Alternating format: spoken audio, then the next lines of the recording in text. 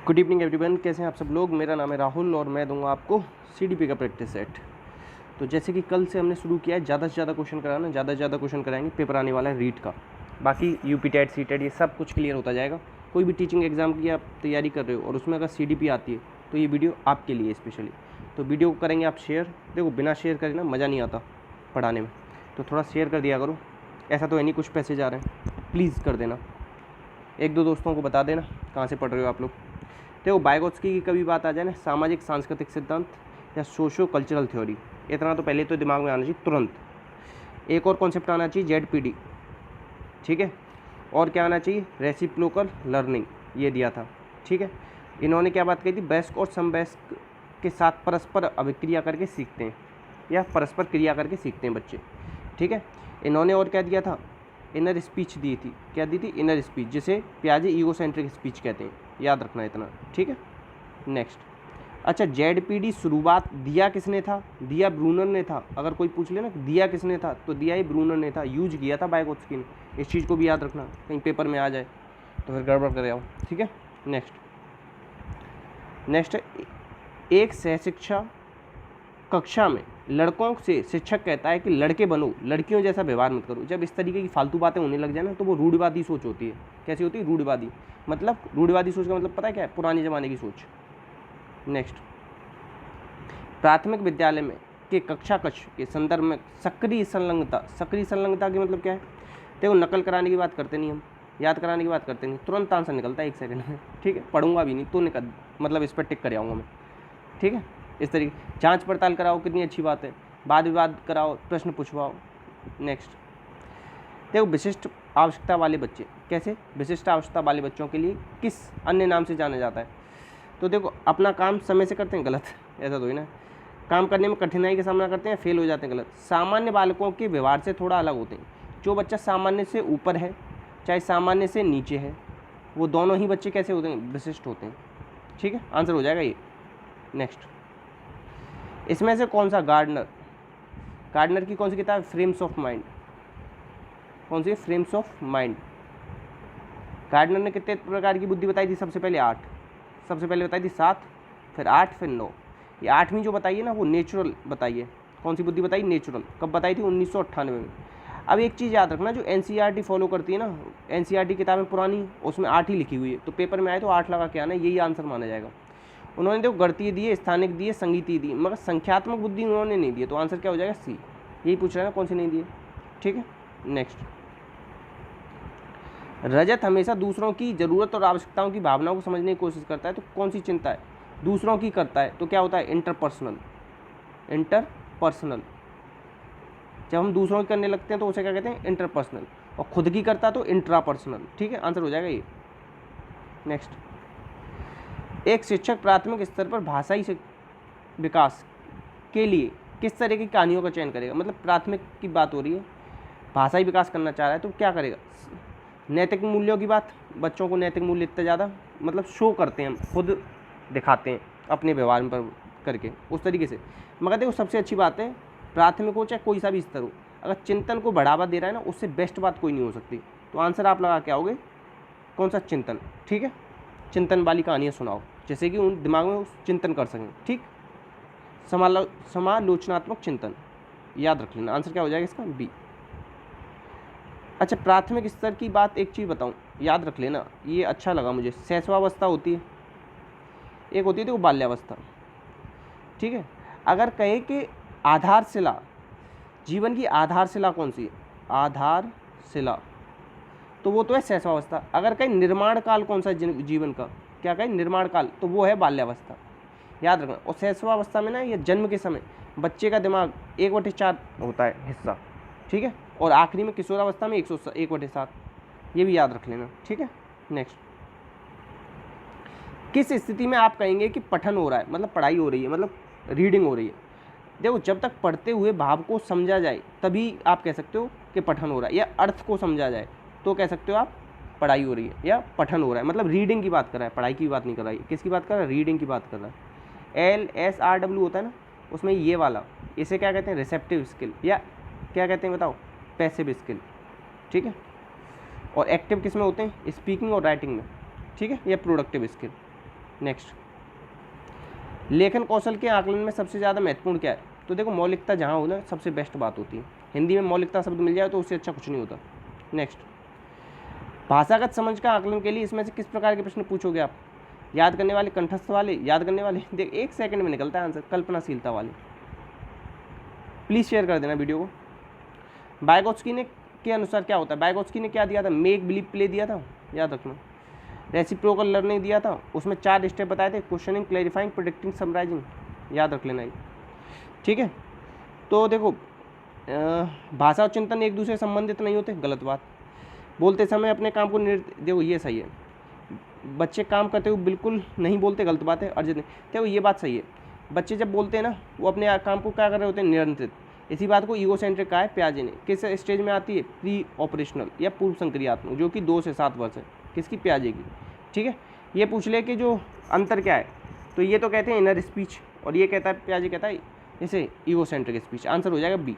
Next, बच्चों द्वारा बनाई गई आड़ी तिरछी रेखाएं, बच्चे क्या बनाते हैं? इस तरीके से बनाते हैं, इस तरीके से करते रहते हैं, यूँ करते रहते हैं, ठीक है। स्क्रबलिंग कहते हैं इसे, क्या कहते हैं? स्क्रबलिंग, याद रखना।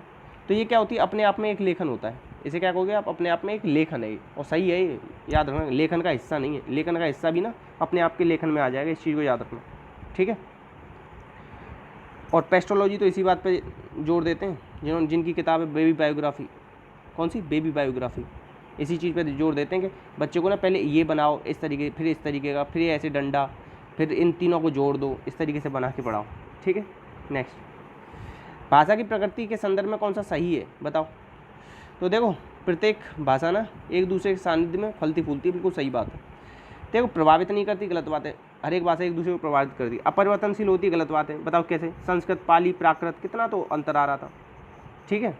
एक दूसरे की मदद नहीं करती, ये भी गलत बात है, मदद करती है। नेक्स्ट, प्राथमिक स्तर पर भाषा शिक्षण का उद्देश्य क्या होना चाहिए? बताओ। तो इसका उद्देश्य होना चाहिए सहज व्यक्ति के अवसर प्रदान करना। अब कहोगे सर ये क्यों नहीं आपने किया भिन्न भिन्न स्थिति? ये भी तो बहुत अच्छा है। तो देखो ये बच्चे ये बता रहा है कि प्रयोग बताना, टीचर केवल प्रयोग बताएगा, बताना अच्छी बात नहीं होती, कराना अच्छी बात होती है। कराना तो लिखा नहीं इसने, बताना लिखा है, इसलिए मैंने नहीं किया ये, ठीक है। इन चीज़ों को याद रखना। और आपके डाउट आएगा ना तो प्लीज़ पूछा करो, तभी मज़ा आएगा। और ज़्यादा से ज़्यादा शेयर करना। देखो वर्किंग विद इमोशनल इंटेलिजेंस, ये किसकी किताब है बताओ? ये है डैनियल गोलमैन की। कब आई थी? 1995 में आई थी। कितने प्रकार बताएं बुद्धि के इन्होंने? 5 प्रकार। कौन सी? संवेगात्मक बुद्धि, ठीक है। आज ये पूछ ले सबसे पहले इमोशनल इंटेलिजेंस की बात किसने की? तो पीटर सॉल्वे और जॉन मेयर ने की है, ठीक है। ये भी याद रखें। कितने प्रकार की बुद्धि बताई इन्होंने? 4 प्रकार। किसने? पीटर सॉल्वे और मेयर ने, ठीक है। ये याद रख लेना। नेक्स्ट, शिक्षण अधिगम सामग्री का चयन का आधार क्या होना चाहिए? बताओ। मनोवैज्ञानिक सिद्धांत होने चाहिए। कैसे? मनोवैज्ञानिक सिद्धांत।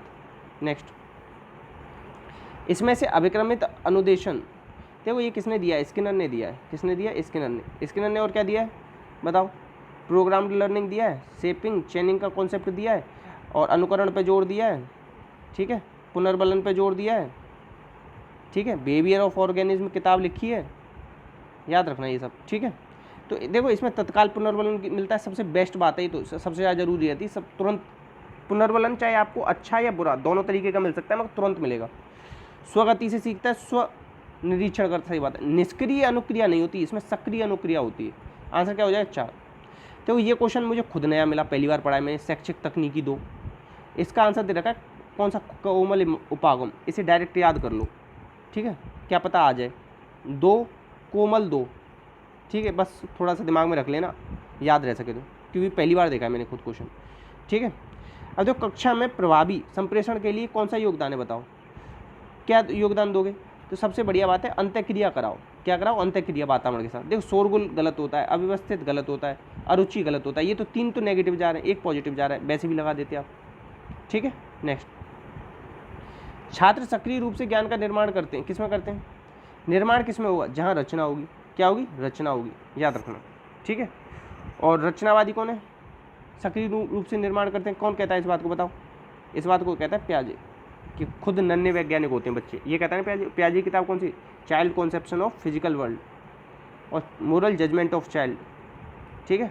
Thought and language of child, याद रख लेना। नेक्स्ट, रचनावाद के वर्तमान अवधारणा क्या है बताओ? रचनावाद के बारे में किसने बात की है? कि खुद संरचना करते हैं। तो देखो पहली जो है ना फर्स्ट वेव ऑफ ये कंस्ट्रक्टिविस्ट, तो ये है जीन पियाजे। तो ये बात करते हैं जीन पियाजे और लेव वायगोत्स्की की संज्ञानात्मक मनोविज्ञान की। ठीक है, आंसर हो जाएगा तीसरा। देखो व्यवहारवाद किसने दिया है, व्यवहार कह दे, व्यवहारवाद ये दिया है वॉटसन ने। ठीक है, नेक्स्ट। तो इसमें से कौन सा राष्ट्रीय पाठ्यचर्या 2005, ये कौन किसकी बात कर रहा है, NCF 2005। अच्छा, NCF में सी आता है ना, कैरिकुलम। कैरिकुलम का मतलब क्या होता है, दौड़ का मैदान। क्या होता है, दौड़ का मैदान। ठीक है। अच्छा, इसमें कितने अध्याय हैं NCF में, इसमें 5। याद पता है कैसे रखोगे, यहाँ 5 आ रहा है, ये भी 5 आ रहा है, ऐसे याद रख लेना। ठीक है। अब देखो ज्ञान को बाहरी जीवन से जोड़ना है, रटन से मुक्त करना है। अब देखो इसमें जो है ना पाठ्य पुस्तक को बाहरी जीवन से जोड़ना है, मगर व्यवहारात्मक उपागम का संवर्धन करना है, ऐसा कुछ नहीं कहा इसमें। ठीक है।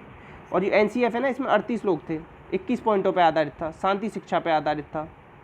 और जो रविन्द्रनाथ टैगोर का जो है ना सभ्यता एंड प्रगति, उस पर आधारित था। ठीक है, याद रखना। यशपाल की 1993 में शिक्षा बिना बोझ के, उस पर आधारित था कमेटी पे। ठीक है, ये सारी चीज़ें आपको याद रखनी पड़ेंगी NCF से।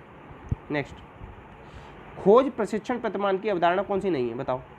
तो देखो कोई भी चीज़ हो, रटना संपूर्ण आधार तो ही ना होता, कभी भी रटना कभी भी आधार नहीं हो सकता। आपको ना ये बिल्कुल एक सेकंड में दिखने लग जाएंगे। आप लोग बस 10,000 क्वेश्चन कर लो एक बार, जैसे ही 10,000 क्वेश्चन से ऊपर जाओगे ना, अपने आप दिखने लग जाएंगी ये चीज़। नेक्स्ट, वातावरण में वे सब तत्व आते हैं जो जीवन प्रारंभ करते समय प्रभावित करते हैं।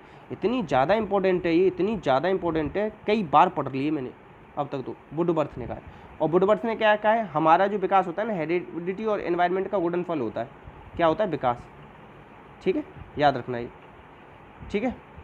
और एक चीज़ और याद रख लेना, क्या, जो विकास होता है और अभिवृद्धि होती है, इसकी कोई निश्चित दिशा नहीं होती। ठीक है, क्या नहीं होती, निश्चित दिशा नहीं होती, याद रखना।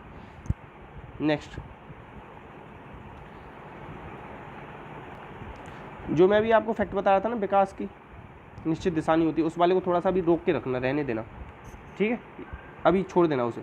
नेक्स्ट, देखो सेफ्लोकॉर्डल विकास के अनुसार क्या होता है, एक होता है सेफ्लोकॉर्डल, एक होता है प्रॉक्सिमोडिस्टल। सेफ्लोकॉर्डल होता है सिर से पैर की ओर, प्रॉक्सिमोडिस्टल होता है अंदर से बाहर की ओर। ठीक, इतना होता है। तो पहले सिर का विकास होता है, फिर धड़ का विकास होता है। अब नेक्स्ट है, इसमें से कौन सा थॉर्नडाइक के द्वारा दिया गया अधिगम का गौण का हिस्सा नहीं है। तो देखो प्रभाव का नियम, ये तो कौन सा मुख्य नियम है, 1898 में आए थे ना। कौन कौन से, तत्परता, अभ्यास, प्रभाव। तत्परता को रुचि का नियम, अभ्यास को उपयोग, अनुपयोग का नियम, इसको सुख दुख या संतोष असंतोष का नियम। CABD टेस्ट किसने दिया था, ये पूछा जाता है, थॉर्नडाइक ने दिया था। बुद्धि कितने प्रकार की बताई थी, बताओ। मूर्त, अमूर्त, सामाजिक, 3 प्रकार की बताई थी। मूर्त को क्या कहते हैं, यांत्रिक। ठीक है, या मूर्त को क्या कहते हैं, व्यवहारिक बुद्धि। व्यवहारिक बुद्धि भी क्या है, मूर्त, याद रखना। ठीक है। और बस व्यक्तित्व किसके आधार पर बताया था, चिंतन और कल्पना के आधार पर। किसके आधार पर, चिंतन एंड कल्पना के आधार पर व्यक्तित्व के प्रकार बताए थे 3, स्थूल, सूक्ष्म, प्रत्यक्ष। थॉर्नडाइक ने बिल्ली पे प्रयोग किए थे। ठीक है, संबंध, ये कौन है, व्यवहारवादी हैं। नेक्स्ट, अब देखो किसने लिप्जिंग विश्वविद्यालय जर्मनी में अपनी पहली प्रयोगशाला खोली थी, बताओ कौन है ये, विलियम वुंट है। कब खोली थी, 1879 में। ठीक है, और कौन सा है विश्वविद्यालय, कार्ल मार्क्स विश्वविद्यालय। ठीक है, इतना याद रख लेना। और विलियम वुंट किससे रिलेटेड है, बताओ किससे रिलेटेड, सोचो, संरचनावाद, संरचनावाद। ठीक है, इनके शिष्य कौन है, टिचनर है। कौन है, टिचनर, याद रखना। फ्रांसिस गाल्टन ने क्या दिया, व्यक्तिगत भिन्नता की बात करिए। वाटसन ने व्यवहारवाद दिया है। ठीक है, नेक्स्ट, किसने कहा है कि शिक्षा मनोविज्ञान की वह शाखा है जो शिक्षण और अधिगम से संबंधित है, तो ये स्किनर ने कहा है, और बहुत बार आया है, ये भी याद कर लेना प्लीज़। ठीक है, नेक्स्ट, इसमें से कौन सा मनोवैज्ञानिक प्रकारवाद से संबंधित नहीं है। देखो प्रकारवाद किसने दिया था, संस्थापक पूछ ले, कौन संस्थापक, तो ये जेम्स। और विलियम जेम्स की किताब कौन सी, प्रिंसिपल ऑफ साइकोलॉजी। ठीक है, और कौन सी है, टॉक टू टीचर्स। कौन सी है, टॉक टू टीचर्स, किसकी, विलियम जेम्स की, याद रखना ये। ठीक है।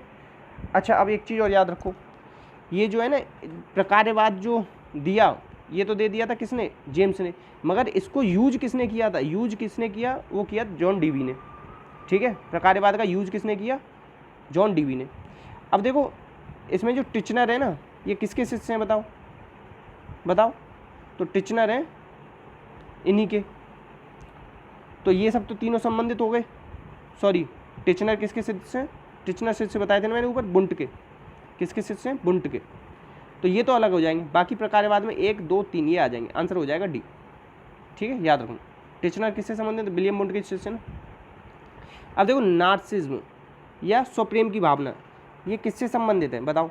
ये सब आता है शैशवावस्था में, जब बच्चा ना सब चीज़ों को उनमें समझने लगता है कि जान है, मतलब इंसान की तरह ट्रीट करने लग जाता है। ठीक है, तो आंसर क्या हो जाएगा, ए। अब ये नार्सिज्म किसने दिया था, फ्राइड ने। अब देखो एक चीज़ याद रखना, इडम, अहम और पराहम, ये पढ़ते हो ना आप। अब मैंने कल ये नया फैक्ट पढ़ा कि अहम मनोविज्ञान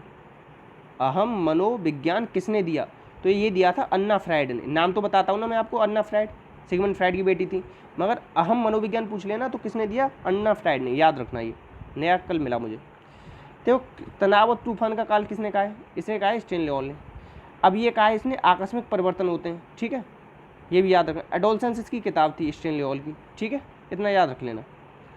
नेक्स्ट, इसमें से कौन